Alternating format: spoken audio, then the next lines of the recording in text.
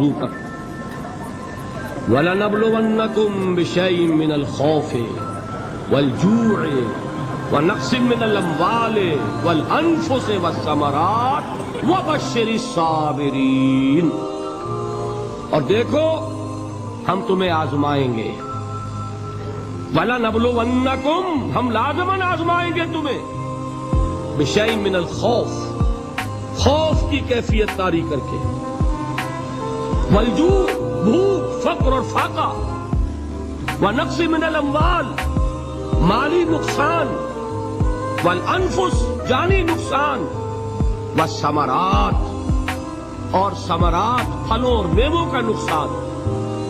میرے نزدیک یہاں پر ثمرات کا مفہوم ایک اور بھی ہے۔ ایک تو صاف تھا کھجور کی فصل تیار ہے اور غزوہ تبوک جانے کا حکم مل گیا، کون اتارے گا؟ اور کھجور وقت پر اتری نہیں، برباد ہو جائے۔ یہ ہو رہا ہے نا میووں کا نقصان۔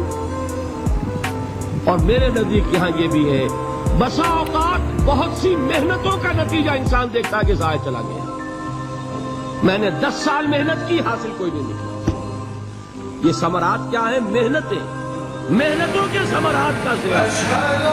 کوشش آپ نے کی، قسمت کی خوبی دیکھی ہے، ٹوٹی کہاں کمن، 2-4 ہاتھ جب کے لبے بام رہ گئے۔ Be prepared. ایک شاعر کے یہ اشعار ہیں، وہ کمیونسٹ تھا، میں نام بھی نہیں لیتا، لیکن یہ کہ یہ اسی انقلابی، چونکہ ان کا بھی ایک انقلابی نظریہ ہے، انقلابی عمل میں یہ سارے مراحل آتے ہیں۔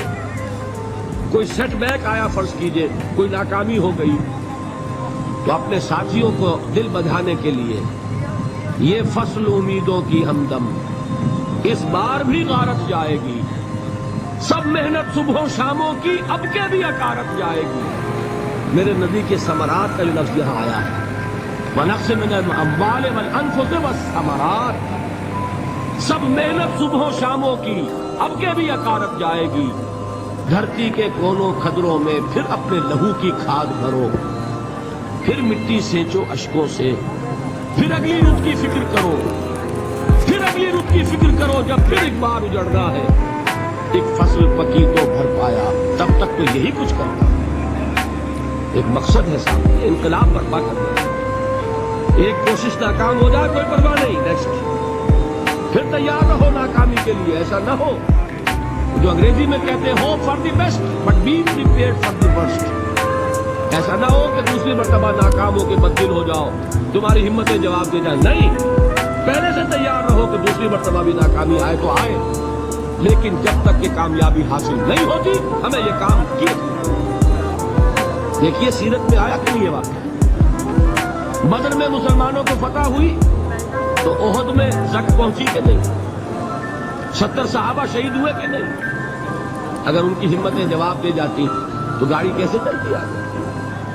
تو فرمایا وَلَنَبْلُوَنَّكُمْ بِشَيْءٍ مِّنَ الْخَوْفِ وَالْجُوعِ وَنَقْصٍ مِّنَ الْأَمْوَالِ وَالْأَنفُسِ وَالثَّمَرَاتِ، ہم تمہیں لازماً آزمائیں گے، خوف کی کیفیت سے، فقر و فاقے کی کیفیت سے، بھوک سے، جان کے نقصان سے، مال کے نقصان سے، محنتوں کے حاصل کے ضائع ہو جانے سے۔